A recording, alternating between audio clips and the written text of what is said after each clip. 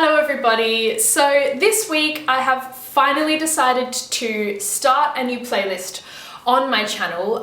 You guys often leave comments asking me about draping, about drafting, about grading a pattern up or down, about darts, just general inquiries about construction, and instead of commenting back to each of these particular comments, I thought I would start a series. Now, it's taken me a while because it's quite overwhelming because there are so many things to cover. Obviously, I've been sewing for lots. I've been sewing for lots. I've been sewing for many years now, and so I know quite a few tips and tricks. So basically that's what I want this series to be. I'm going to start a playlist. I think I'm just going to call it Drafting 101, and in that playlist I will post videos that concentrate on a topic. So this video is going to be about drafting, flat pattern drafting versus draping on a mannequin drafting. So without rambling anymore, let's just jump into the video. It's important to note that there is no right or wrong way of sewing a garment. I mean, that is to say, obviously the sleeve goes in the sleeve head, but when it comes to how you go about achieving the finished product, depends on where you live on the planet, the techniques that you will have been taught that are circulated in your area. I mean, we all know that learning to sew in France versus, say, Australia would be completely different. The techniques that are used there, I always like to refer to it as like pixie sewing. I just feel like, you know, the techniques that were created in France are like fairies constructed those garments. So these are the techniques that I have learned. This is the way that I like to sew. This is by no means the right way of doing it. This is also an opportunity for me to learn from you guys, because there's no right or wrong way of doing something, and you guys will know techniques that I don't know, and I'll know techniques that you don't know. So please feel free to leave a comment down below correcting me, or not correcting me, but like having your input and telling me the way that you like doing something, because I love to learn just as much as you guys. So as I said, there's only really two ways to draft a garment. You either flat pattern draft, which is the way that I like to draft, or you drape on a mannequin. Now, in this video, I'm not going to show you how to draft a pattern because that is like a whole video in itself. This is just an overview to the bodice and how you can go about creating it. From the basic bodice, you can create absolutely anything. You can create a strapless ball gown. Basically, every single garment you ever see starts from a basic bodice, and then it's turned into a coat. Then it's turned into something else, you know, off of the waist you work out your waist to hip measurement, and then you draft your skirt, then you draft your trousers, so on and so forth. So as I said, I like to flat pattern draft, which means I like to work with paper, baking paper, a pencil, and a French curve or a ruler to create a basic bodice block. Now this here is what a basic bodice looks like. I've just traced these basic bodices off in card to make them a block. So this is what I start with whenever I'm starting at the very beginning of a design. I would trace this off onto paper and then work forward from there, tracing into carbon paper or tracing into baking paper and then cutting the pattern out. I will trial a garment anywhere from 2 to 12 times. I've trialed something 12 times before just to make sure that I get the perfect pattern. So a trial is when you cut out your paper pattern in fabric, you sew that garment up, you fit it to yourself, you take all of the alterations back to your flat pattern, and then you trace off a new one and you draft and you add in those changes that you made where you want to heighten the neckline, lower the back, take it in here, let it out here, move this seam.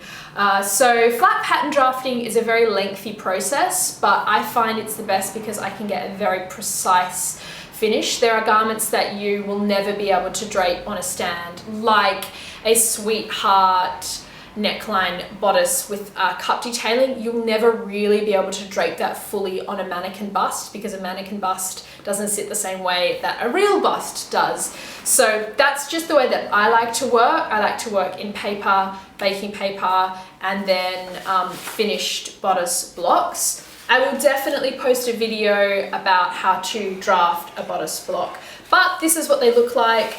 and you can see some very obvious and basic differences. This one can easily be turned into a princess bodice block because we've got one dart here and one dart here, and this one here, obviously you can't because you've got the other dart at the side and the other dart down the bottom. So when I went to university, I learned how to draft my basic bodice block out of this exact book. This is by Winifred Aldrich, and it's a metric pattern cutting. It's for women's garments. There's ones for men, there's ones for jackets, there's ones for wedding dresses, there's ones for children's clothing. There's literally one for anything that you guys would want to draft. This is the very first thing I ever drafted, and it terrified me when I was at university, but I definitely think if I had a day, my 18-year-old self would be able to do this. So I know this looks terrifying, but it's definitely attainable. So essentially it's a connect the dots. You start with one straight line here and then another one coming out at a right angle, and you work your way from 0 to 1, 1 to 2, 2 to 3, 3 to 4, so on and so forth. And this tells you how to do it. So you would measure yourself, measure the person, or you would pick your standard size measurement that you're going to draft. Say you're going to draft a size 8. So you're going to make it, the bust is going to be 85, the waist is going to be 67, and the hip is going to be 98. That's around about an average size 8 Australian fit. And then essentially, shall I read some stuff out of here? Essentially, you start with those measurements and you do what the book says. You get your little calculator out and you square down from 0, square halfway across the block. So you create 2 lines. 0 to 1 is 1.5 centimeters. 1 to 2 is the armhole depth measurement plus 0.5 centimeters squared across. 2 to 3, half the bust plus 5 centimeters. So on and so forth until you get down to the end where you're doing the hip line and the hem length and all of that jazz. But I know it seems really daunting. It's really not. This is a really simple and easy way of drafting. Obviously for this video, I'm not going to draft this because I already have so many patterns, and this in itself is its own video. So leave a comment down below if you would like me to walk you through how to draft a basic bodice block, and it would be my pleasure to do so. But that is flat pattern drafting. That is the basis and the very beginning of how to draft a garment. I guess I'll show you some more of the blocks that I have here so you guys can get an overview and a feel for what you can do to the blocks. So you guys have already seen the 2 differing fronts that I showed you before. This is what the center back block looks like. You can see we've got the dart here for shaping. This is our side seam, our armhole, our shoulder, our neck, our center back, and our waist. I've then got a sleeve block for that same pattern there, size 8. I've got my front and my back. From this, obviously, I can do anything. I can lengthen it, I can make it flared, I can add panels into it. And then I've got my skirt block. So this would be the center front and this would be the center back, both of which are unfolds. And same goes for the bodices that I showed you. All of these guys will be, this is cut 2 and this one here, both of these are cut on the fold. So I will trace this off. Once I've drafted this, I'll trace this off onto a piece of paper and then start adding in my style lines and my darts and make the changes to the base pattern as to how I want the garment to turn out. Just trying to find a really good example of what you can do with a bodice block. Maybe I'll show you one of the patterns from my new collection and then the finished garment. That's a great idea. So this is the very beginning of the dress that I just showed you. You can see the outline of the basic bodice block that I started off with. Then you can see all of my various alterations coming in and morphing and changing as I have worked through my various toiles. I believe this is the back. And then this here is the front. You can see where the bust sits and the shoulder, me deciding where I want to swing the spaghetti straps, an alternate back because I drafted a wedding dress off it. Again, you can see the dart that I've gotten rid of and I've moved it into the side seam and into the back. Again, where I've moved everything. And then we come down to this pattern here, which is the next level, a much more refined, easier way. Was me tracing off one of those patterns. This is the back, this is the front. So I will have toiled this, and then until I get all the way down to a pattern that looks like this, which is my final pattern here, which is so small compared to where we started, but this is the center front. This is the neckline, this is the strap, the beginning of the strap, the underarm, the side seam, the waist. I have an open dart here, and then I have my sheer side panel, and then I have my center back. So that is just the bodice. I'm not going to show you guys the skirt, but yeah, that's where we started, and this is where you end up. And like I said, sometimes you can twirl something and tweak something 7, 8, 9, 12 times, depending on how intricate the cut is, how much it's on the grain or the bias, how much it's going to warp. Sometimes you'll jump into a finished fabric once you've come out of your calico, and you'll find it behaves completely different. So you have to twirl it a few more times in the satin silk. But yeah, the twirling process, it's tedious, but I really enjoy it, and it's a really fun way to come down to your final design. And often you'll have a sketch and a design in mind that's incredibly strong, and you'll be so surprised the tangents you go on when you start working in the cloth and you see the way that it behaves on the body. So you guys can see the open darts that I've got here that were in the pattern. This is the side panel that I was showing you guys. And then this is the back of the garment, that back panel that you remembered seeing. Obviously now it's got the straps, it's got all the extra lace and the lace up and the skirt detailing, but that pattern made this dress here. I've just found another pattern that's a really good example of how you can start with a basic bodice and work to something that is completely different. So I'll insert a clip now of the dress that I'm about to talk about. So this is the finished dress of the pattern you're just about to look at. You can see all of the layering involved that turns it from just a basic boring pattern into something a lot more intricate. We've got obviously all of our tape and our lace and our stitching, our pad stitching. This is, yeah, all of the cup detailing that's going on the outside, and then again all of the hand stitching that goes on the inside, and then the center back panels, and that's what the pattern turns the garment into essentially. But as you can see, I've started off by tracing my basic bodice block off, my front and my back. My back is this side here. And then I have slowly started working with the basic bodice and where I want the seams to come to. So that's the first stage, and then I've twirled and moved on to something that looks like this. You can see all my various lines and my grain line changing all the time, but I'm getting a firmer and tighter fit through the front and deciding on where I want my seams and my darts to be. And then we move on to something that looks like this. So I've decided to get rid of the seams at the back and just have the seams in the front. And I've reduced my seam allowance a lot more. And then this is some of the final stages. So from this pattern, I will trace off exactly what you see here and then work sewing the garment off of that pattern. So that was one garment, and then I've got like a few more here of different designs that I've worked on that all sort of started from the base of that pattern. So this was me working on a bra, and then this is actually the toile, the first toile for the wedding dress that I just showed you. This was the very first toile that I did to look at the bodice fit and how the bust cup was going to sit. This book is absolutely amazing. It has so much information on drafting in here.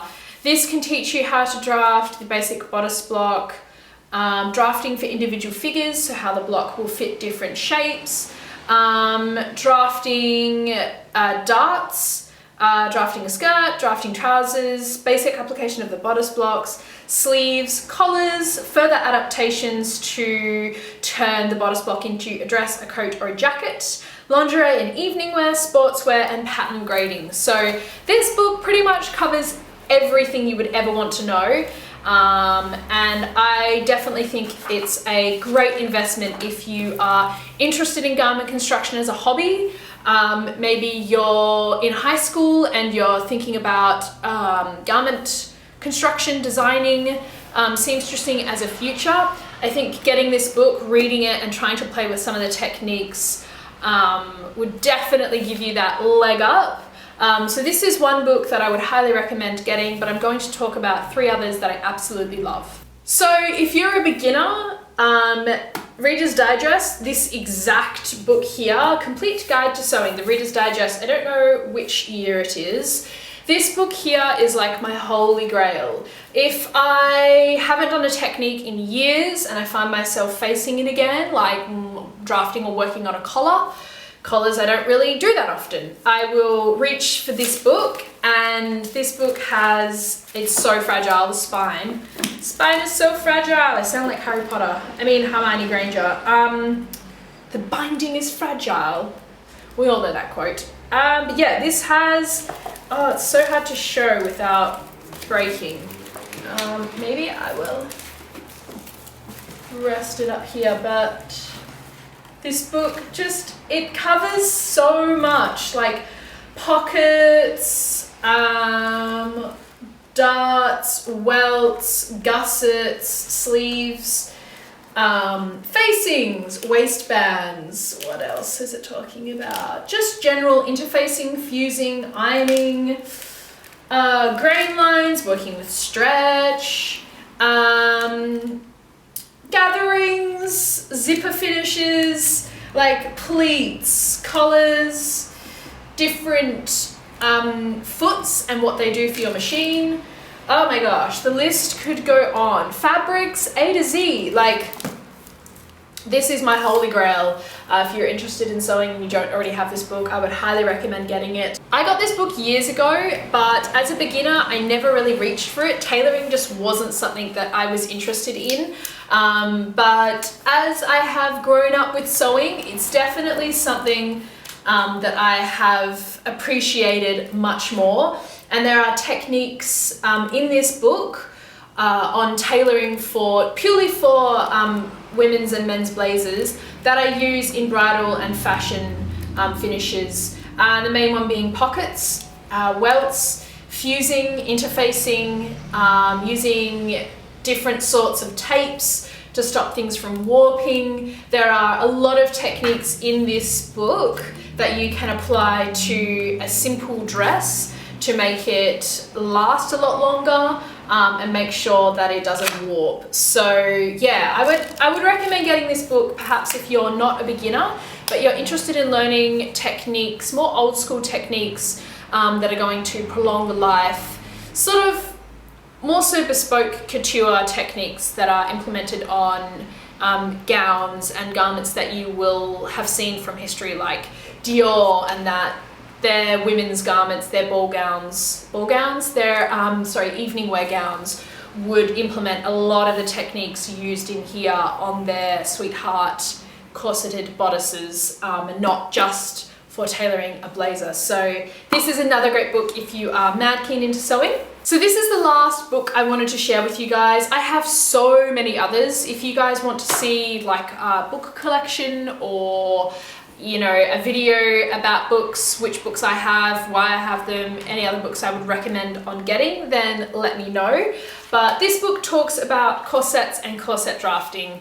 Corsetry is actually what got me into starting my costume construction course when I went to university. I remember walking through the doors and seeing the corsets up on the wall and saying, that's exactly what I want to learn how to make.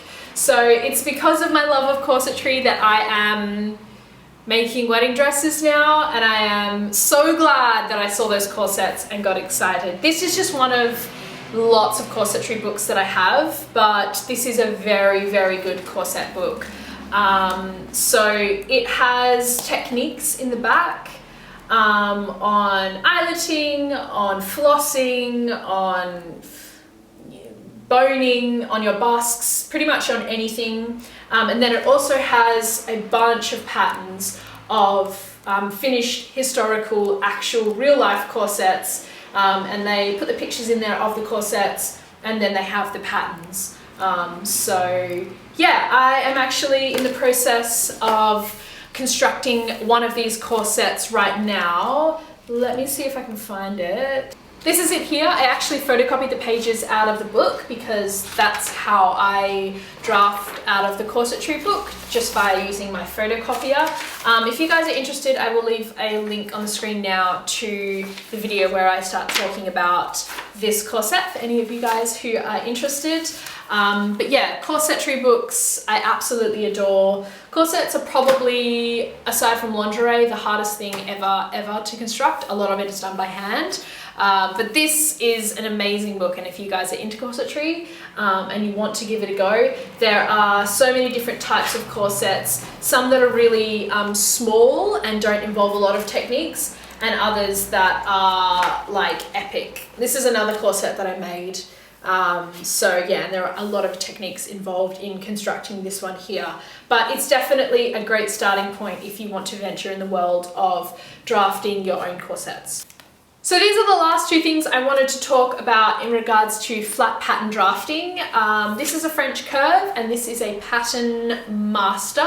I got this years ago. This is what I learnt to draft with, years ago. I still use this every time I draft because the curves on it for your neck, your waist, your darts is really nice. It's got a beautiful slope to it, so that's amazing. But this one here, if I could only pick one to buy, I would pick the Pattern Master because it has a seam allowance. And I know you're thinking, so what? But when you're drafting 3 or 4 garments a week, having this seam allowance on here is a godsend, seriously. It's got a right angle, it's got the bias, it's got a bunch of seam allowance. It's absolutely amazing. The curve isn't as good, but it's still a great little tool, and you'll definitely need this when it comes to flat pattern drafting a garment for sure.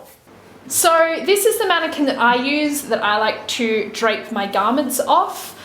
It's a fiberglass base with wadding and then like a dress bit of fabric over the top that has all of the different seam lines. I have gone ahead and put this draping tape over the top on the seams that I frequently use. This is where I'd put a dart. This is my center front. This is the bust, waist, hip, side seam, armhole, center back, side back, all of that jazz.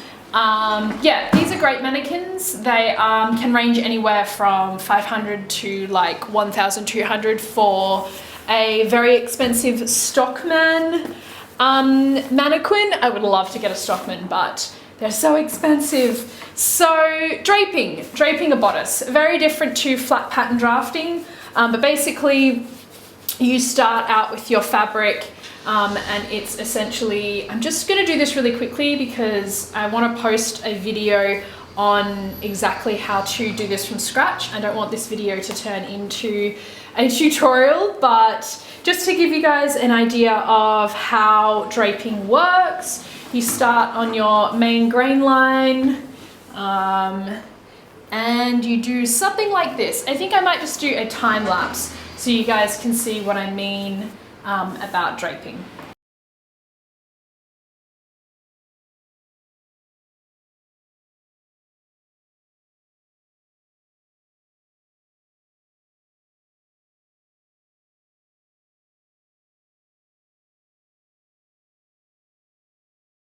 So you guys get the basic gist of what's happening here. This is what my center front would look like. This now turns into my pattern. I would trace off where my pins are and then open it out, and that would become my dart. I've draped a princess line here, and I could join up these two patterns and turn this into a separate center front panel and this into a side panel. And you can do this technique for something that's really form-fitting like this to create something fitted like a basic bodice, or you could drape something a little bit more Grecian and soft. So I'll show you another way that you can drape now. So this, I suppose, would be an example of, like, I guess a Grecian style drape. I have no idea what I'm going to drape. I think I'm just going to do something quite boring. But you guys will get the gist of what I mean just by like gathering the fabric. Draping is a really great way to create a garment, but I don't know, I just don't find it precise enough for my liking.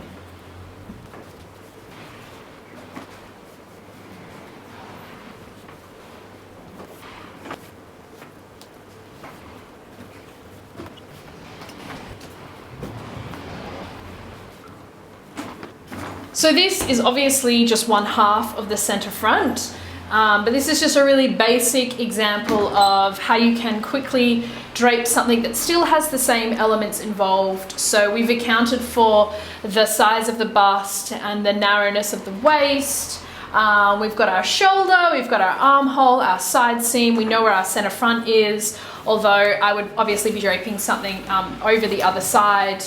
This is where our waist is, and again, it's the same principle, just taking your pen and marking off where everything sits, taking all the pins out and laying it flat, and that then becomes your pattern. So you would then cut that out of your final fabric and gather it all back up again because you'd have all your notches marked up. And yeah, that's how you drape on the mannequin. So another really quick and easy way of drafting, but as you can see, it's nowhere near as precise, and you're very limited when it comes to what kind of garments you can create at the end. You by no means could really draft that cut dress that I was showing you guys before, just because of the shape of the bust, and it would just be incredibly difficult on a mannequin like this that isn't specifically built for lingerie drafting. Thanks so much for watching, guys. I really hope you enjoyed this video. I know it's probably been a little bit erratic. I covered so much and I didn't really talk about anything in great detail. That's kind of on purpose. I want this video to be the landing page and the platform for where we launch off and which direction we go into. So let's start a dialogue down below. Start leaving comments. Let me know what you found interesting, what you wanted to learn more about, anything that I mentioned that you had no idea about and were like, oh my gosh, that sounds amazing, because I would love to share that content with you guys. So I'm pretty sure that's everything I wanted to say. I hope you guys are happy and well, and I will see you in my next video. Bye.